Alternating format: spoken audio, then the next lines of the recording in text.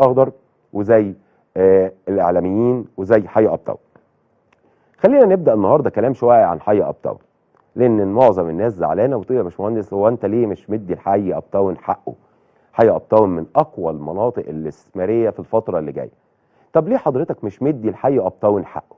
لا خالص. حي اب تاون احنا في الموسم الاولاني اتكلمنا عنه بشكل قوي جدا جدا جدا، وقلنا ان هو هيكون من اقوى المناطق الاستثماريه الجديده. فالنهارده ان شاء الله باذن الله احنا هنتكلم عن حي اب تاون بشكل قوي شويه.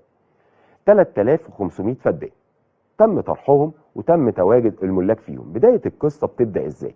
كان عندي ارض بيمتلكها معظم الناس اللي موجوده بجوار الحزام الاخضر، تسمى ارض الرقابه الاداريه. ارض الرقابه الاداريه دي دخلت تقنين زيها زي ارض الحزام الاخضر بالظبط. من هنا بدات الناس تسلم ارضها على اساس ان هي تستلم اراضي مقننه، اراضي سكنيه مقننه. بعد التقنين اتضح ان كل مالك ل5 فدان في حي اب تاون هيمتلك 10 قطع سكنيه. مساحه القطعه الواحده 622 متر تقريبا. 622 متر بيقدر يبني عليهم. في البدايه كان القرار عن البناء على 38.5%. طبعا دي مساحه كويسه، يعني انت النهارده تقدر تبني على 622 متر 38.5%. ارتفاعات تختلف شويه عن ارتفاعات الحزام الاخضر، وهي بدروم وارضي واثنين وروف.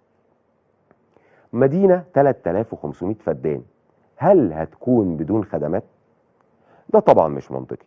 فبالتالي لما ترجع تبص على حي اب تاون 3500 فدان، هتلاقي جامعات، هتلاقي مدارس، هتلاقي نوادي، هتلاقي مساحات خضراء، هتلاقي كل الخدمات اللي بيحتاجها الافراد اللي هتكون ساكنه في مكان زي دوت. حي اب تاون احنا بنتوقع ان هو هيكون مكان حيوي واستراتيجي في الربط ما بين اكتوبر الجديده وما بين زايد الجديده. في حاجه مهمه يمكن احنا ما اتكلمناش عنها، لان هي هيكون ليها مساحه اكبر من الكلام في مدينه اكتوبر الجديده، وهي محطه المونوريل. وقوع محطه المونوريل الرئيسيه على اول حي اب تاون جعل من حي اب تاون مكان استراتيجي بالربط ما بين اكتوبر الجديده وما بين اكتوبر وما بين المهندسين والقاهره. فانا النهارده عندي تقريبا في مكان حي اب تاون هلاقي عندي في المحطه الرئيسيه للمونوريل، ده هتسهل طبعا نقل الركاب من مدينه اكتوبر الجديده لبقيه المناطق المجاوره. وعندي في نفس الوقت متواجد كل الطرق الرئيسيه اللي بيحتاجها اي مواطن.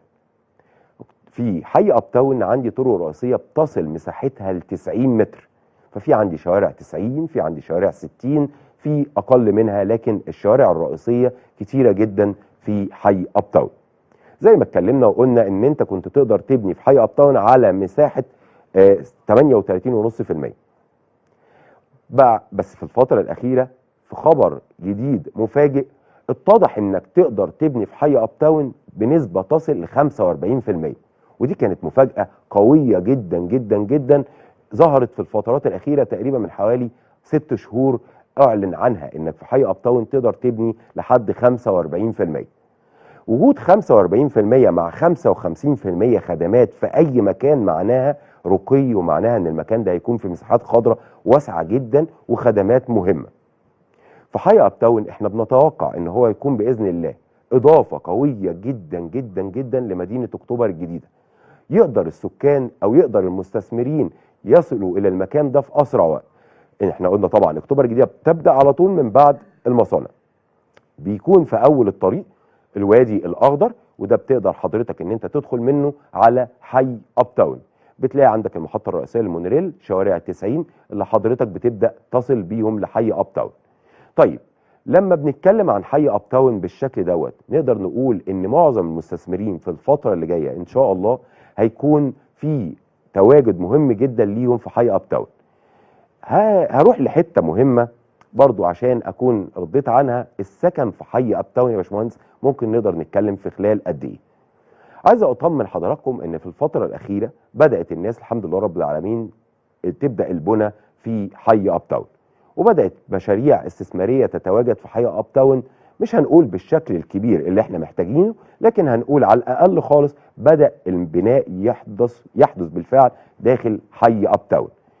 بنكون عندي في مساحات شقق، طبعا ان الموضوع هيكون في معظم الاحوال هيكون وحدات سكنيه، وقلنا بدروم وارضي واثنين وروف. ده احنا بنسميه لما وضحنا في حلقه سابقه وقلنا ان احنا عندنا في اكتوبر الجديد عندنا اسكان اجتماعي واسكان متوسط واسكان متميز واسكان اعلى تميز. حي اب تاون بياخد الاسكان الاعلى تميز داخل مدينه اكتوبر الجديده.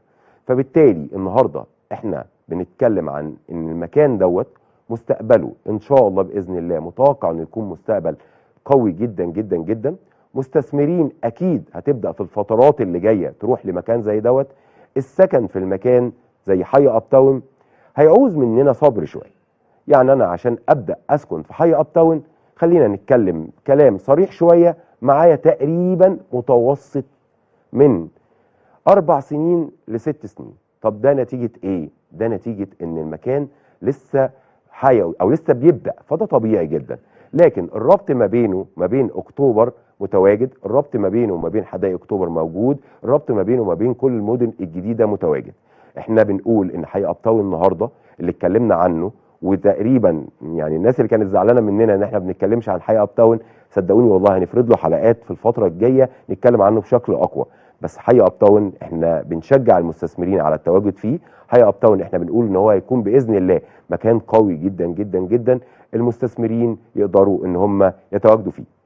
نعتذر لحضراتكم، كان من المفترض ان هيكون متواجد معانا مداخله تليفونيه مهمه، لكن الباشمهندس للاسف حصل عنده ظرف فاعتذر عن المداخله. فاحنا النهارده اتكلمنا بشكل قوي عن حي اب تاون ووضحنا لحضراتكم ازاي النهارده نقدر نوصل لحي اب تاون، المساحه الاجماليه بتاعته، قلنا النسبه البنائيه، قلنا الارتفاعات بتاعته، قلنا لو حد بيفكر في الاستثمار الناجح لازم يروح لحي اب تاون، لو حد بيفكر على اللونج تايم يبقى عنده وحده في اكتوبر الجديده لازم يتواجد في حي اب تاون، لو حد بيفكر في استثمار كارض يا ريت يتوجه في الفتره اللي جايه لحي اب تاون.